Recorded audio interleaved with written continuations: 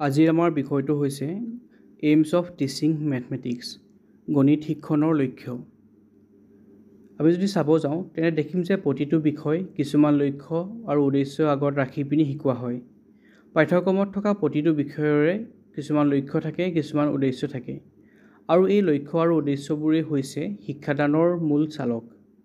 ইয়াত এজন শিক্ষাৰ্থীক বা শিক্ষাৰ্থীসকলক কোনটো স্তৰত বা তেওঁলোকৰ কিমান বয়সত কিমানখিনি কথা শিকাব লাগে তাক নিৰ্বাচন কৰা হয়, আৰু এই ক্ষেত্ৰত লক্ষ্য আৰু উদ্দেশ্যই এক বিশেষ ভূমিকা পালন কৰে।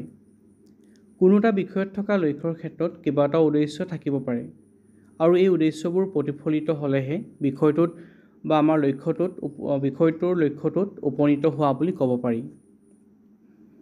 গণিত শিক্ষণৰ কেইবাটাও লক্ষ্য পোৱা যায় যদিও আমি আজি মূলতঃ 4টা বিশেষ লক্ষ্যৰ বিষয়ে পঢ়িম। সেইকেইটা হৈছে কৃষ্টিমূলক আৰু নৈতিক লক্ষ্য, অনুশাসনমূলক লক্ষ্য, উপযোগীবাদী লক্ষ্য আৰু শৈক্ষিক লক্ষ্য। আমাৰ প্ৰথমটো লক্ষ্য হৈছে কৃষ্টিমূলক আৰু নৈতিক লক্ষ্য। আমাৰ মানৱ সমাজখন সুন্দৰ সুষম কৰি তুলিবৰ কাৰণে কিছুমান অভ্যাসৰ আৱশ্যক হয়, আৰু এই অভ্যাসসমূহ গণিত শিক্ষণৰ যোগেদি আনিব পাৰি। গণিত শিক্ষণে শিক্ষাৰ্থীৰ যুক্তি আৰু বিচাৰ কৰিব পৰা ক্ষমতা বৃদ্ধি কৰে, শিক্ষাৰ্থীসকলক প্ৰকৃত জ্ঞানী কৰি তোলাত সহায় কৰে, আৰু তেওঁলোকক সংস্কৃতিবান কৰি তোলে। ইয়াৰ উপৰিও গণিত শিক্ষণে শিক্ষাৰ্থীক দক্ষতা, পাৰদৰ্শিতা, যুক্তিপ্ৰৱণতা, নিৰ্দিষ্টতা আদি গুণৰ অধিকাৰী কৰি তোলাত সহায় কৰে, আৰু শিক্ষাৰ্থীসকলৰ নৈতিক চৰিত্ৰ গঠনতো সহায় কৰে।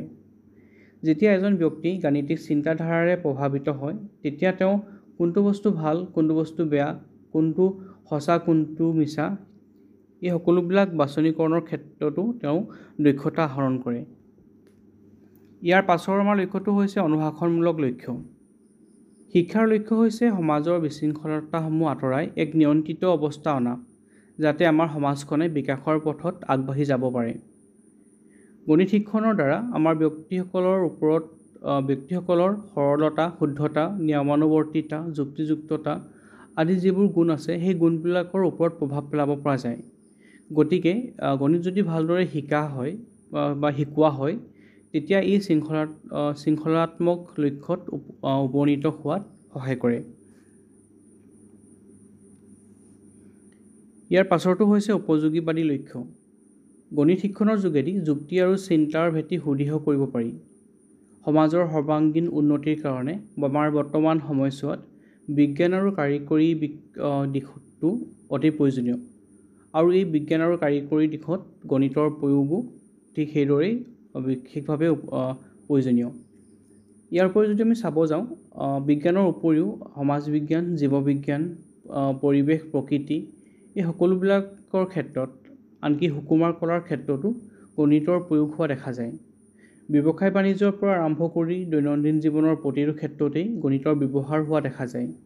এজন মিস্ত্ৰীৰ পৰা এজন ৰান্ধনীলৈ, এজন মিঠাই বেপাৰীৰ পৰা বজাৰত বস্তু বিক্ৰী কৰা এজন দোকানীলৈকে, বা এজন চাকৰিয়ালৰ বিভিন্ন বৃত্তিত জড়িত হৈ থকা চাকৰিয়ালসকলকো তেওঁলোকৰ নিজ নিজ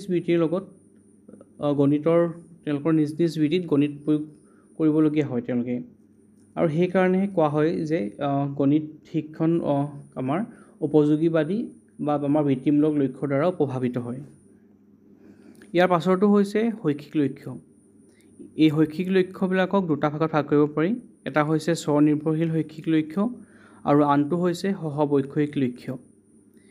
এতিয়া গণিত শিক্ষণৰ জৰিয়তে বা ইয়াৰ শিক্ষাৰ যোগেদি আমাৰ ভৱিষ্যত প্ৰজন্মক, আমাৰ শিক্ষাৰ্থীসকলক তেওঁলোকৰ ভৱিষ্যতলৈ তেওঁলোকক স্বনিৰ্ভৰশীল কৰি তুলিব পাৰি। আৰু ছেকেণ্ডটো হৈছে সহ-বৈষয়িক লক্ষ্য।